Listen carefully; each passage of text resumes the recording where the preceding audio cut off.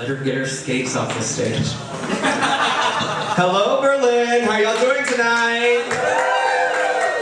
Well, I hope you all have enjoyed the night so far, because I'm about to ruin your next few minutes.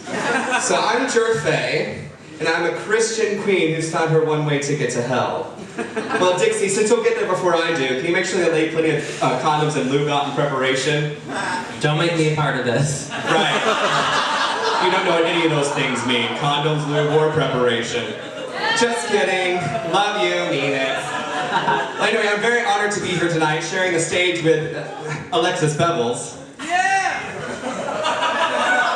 I grew up in Texas, a southern trailer trash fantasy. Call it Married with Children mixed with King of the Hill mixed with Roseanne with all the charm of Honey Boo Boo.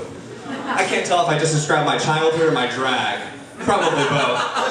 Well, growing up, one of my favorite things was reading Garfield comics before I went to bed. Who remembers Garfield? I just found him so relatable. A fat, hairy pussy who laid around and complained and ate all day. Ginger Minge. I mean, Garfield was my favorite. But I related more to Odie because I grew up a stupidly innocent, accident-prone little kid. Like when I was 9, I accidentally had anal for the first time. But it's not what you think. I had just found a baby turtle, and I was on my bike racing home, and I hit a root and flipped over the handlebars of my bike, and landed brown starfish first on the uncovered metal handlebar. Now, I don't know if any of you have ever been fingered. And I don't know if you've been fingered by someone who didn't take care of a hangnail, but imagine that times 10. I had to go to the ER and have liquid stitches put on part of my butt. But I'm just saying, who needs ribbed condoms when you have an asshole like mine? Glamorous! Just kidding, it's all healed up and pretty hideous. But is it bad if I actually enjoyed it after the pain went away? So anytime I told Ma I was going on a bike ride, I didn't mean down the street? Anyway. A year or two later, I got married to the little girl who lived next door. Isn't that cute? And she decided we were going to be naughty one day. And we laid in the back bedroom of my house on top of each other with our lips touching, and we thought we were making out. How awesome and risque. And then she grabbed my face and shoved it into her chest and said I was supposed to rub it all over. So I did, and we got very bored very quickly. And we stood up to go home, or to go play elsewhere, and we looked and I'd blown my nose all over her shirt. She screamed and cried and ran all the way home. Every experience I've ever had with a female. And then I grew up into a good Christian little boy, and I joined the youth choir and went on mission trips into church camps, all while fantasizing about every male within a 5-mile radius.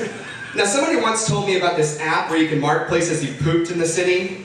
Well, if I could mark every religious facility in which I've masturbated, I mean, talk about devil in a white city.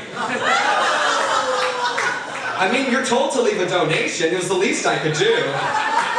They say you reap what you sow. Well, I'm happy to say God's given me very good many returns, most of which I've enjoyed. But I'm just going to say, if God is real, He has a huge sense of humor. I mean, like, letting me be really into role play. Like, so into role play that when I was having sex with a teacher recently, and we were in the middle of it, and he kept grabbing my dick and saying, "What's that? I'm going to get it." I thought it was all part of the thing. And then we got done, cleaned up, and he was leaving and still talking to me like I was a 2-year-old.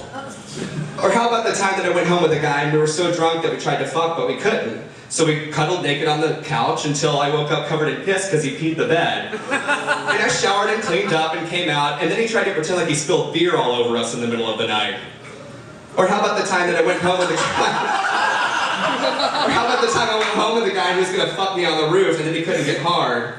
And then he said, "Fuck me," and so I tried to enter him and he started snoring. So then I was like, well, I better sneak away. But the door had locked behind us, so I had to break into his apartment, but because I'm a good girl, I left the keys beside him on the roof, and then I made my sandwich for myself on the way out for my troubles.